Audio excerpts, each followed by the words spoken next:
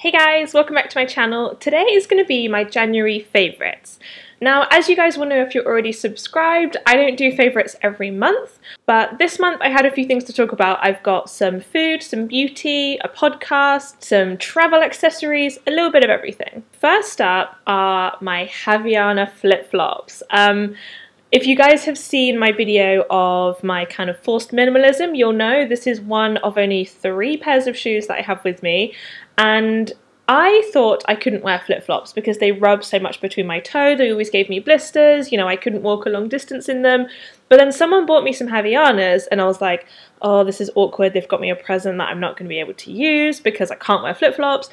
And they are the best thing ever. Like, they never rub my feet. I actually find them more comfortable than my trainers probably because they don't rub on the back of your heel. I wear them every single day, all day, whether we're like going on a really long walk, I'm walking around town, I can walk all day for hours. And they're expensive for flip-flops. They're like £20, but they last for at least a year of 24/7 wear. I can personally vouch for that. I cannot recommend them highly enough. The next is a present I got for Christmas this year, and that is my new eye mask. My mum got me this, and the reason that I love it is because it's really big, like stupidly big. The one that I used to have was a lot smaller than this, which I also loved, but this one also has lavender in it, so it smells really relaxing. So when you put it on to go to sleep, it's really big, so you don't get any light coming in. It comes kind of all the way across my whole face, and it has this lovely like sleeping lavender smell. Next, onto a few beauty bits.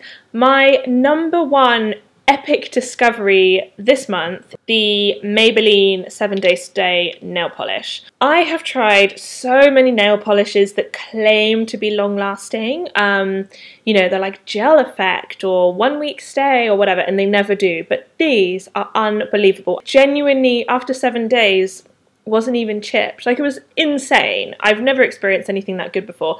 So I went in and bought pretty much all the colours. I'm actually getting rid of all the other nail polish I own and replacing them with these. So every time I find a colour that's similar to one in my collection, I'm getting rid of the one in my collection. Like, that is how much I like this nail polish. Ever since I've been wearing this, people have been asking me like, oh, where do you get your nails done? Are those your real nails? Are those gels? And I'm like, yep, they're my real nails. I do them myself, and it's drugstore. Another discovery that I'm totally obsessed with is the Rimmel Lasting Finish Foundation. I'm wearing it today. I love this so much that when my family came out to Cuba to meet me, I had my mum bring me some bottles because I was like, you can't buy it in the country that I'm in, and I'm totally obsessed with it. I've tried a lot of different foundations, and this is by far my favourite.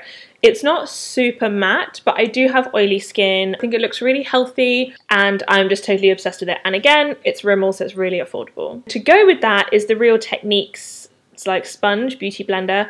I have used the Beauty Blender and the Eco Tools version, and this one to me blows them out of the water. I absolutely love the flat face. I find it so nice for putting on foundation, and I think it feels maybe softer than the Beauty Blender. Like, it's just, I totally love it. It's a lot cheaper than the Beauty Blender. I think it's about half the price. The Eco Tools one I thought was terrible. It immediately, I guess my nails dug into it while I was using it, and it got all kind of cracked and like started to fray, like the foam was sort of coming out. So I was really disappointed in that, but this Real Techniques one I'm going to be buying forever. Then the final beauty product is from Boots, and it is the Drops of Light Pure Resurfacing Liquid Peel.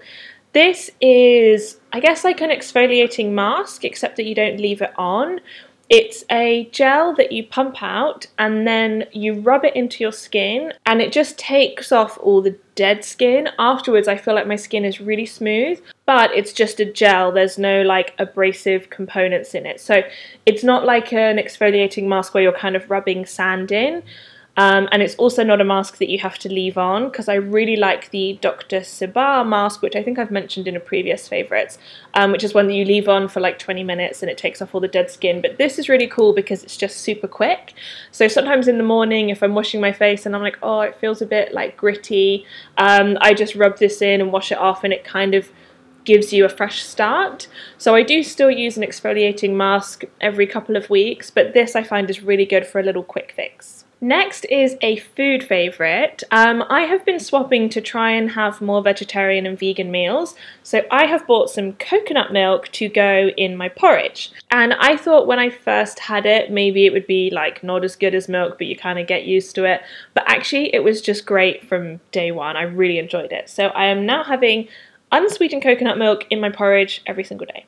Another food-ish related one is matcha tea powder. This one I was actually sent by the Matcha Reserve, and I'd never tried matcha before, so I was like, yeah, you can send it, but I don't know if I like it. In fact, I didn't even really know what matcha was, so I hit up Google and was trying to find out why there's so much hype around it and everyone's ordering matcha lattes, and it turns out that it is supposed to have the antioxidants and anti-inflammatories of 10 green teas.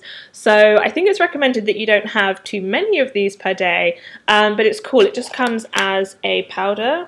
It's just gone everywhere, and you only need a really small amount. You can have it just as a tea, or you can put in milk and have it as a latte, or they say in the instructions you can put it in cakes and all kinds. To me it just tastes like strong green tea, so I would recommend this, and I will include a link to their website in the description box. Okay, now I've got 3 things which I don't physically have with me. The first one is my new microphone, which is recording right now, so I can't show it to you, but hopefully you've noticed that the sound on my videos since I got the microphone has been much better. I also bought a converter to turn it into a headphone jack so that I can plug it into my laptop, and then I record the audio on my laptop and obviously the visual there with you guys, which means that I can use it without having a DSLR where you can plug in the mic, but it also means that I can have the mic much closer to me, so if I need the camera far away, the mic can be really close so that it can pick up the sound really well because it's just attached to my laptop and not the camera. So I would really recommend, if you have a YouTube channel, getting a mic. Whether or not you get this one is up to you. I know it's quite an expensive one, but I think using a separate mic was a really great decision, and I'm very glad I did it. Next is a bit of a broad one, but Instagram in general. I'm really enjoying putting a lot of effort into my Instagram. I've just been away to Cuba, and if I may say so myself, the photos turned out amazingly. It was such a beautiful country, so photogenic, so colourful, and it was a family holiday with my brother and my parents, and my brother's a really good photographer, so I roped him in to take all the pictures, and he did an amazing job. So if you're not already following my Instagram, I will include a link in the description box. I would love it if you would. Finally, podcasts. Let me know if you guys would like a list of all my favourite podcasts. I could do a video about that, but my favourite of this month is the High-Low Show. It's done by 2 British journalists called Dolly Alderton and Pandora Sykes. It is every week, and it's kind of about current affairs and what happened in the news that week, but they're both involved in both fashion and politics, and they're really into reading, so you get quite a broad collection of things. And actually the concept of the show is that they talk about really trashy things like which of the Kardashians is pregnant, but also really highbrow things like politics or interesting literature.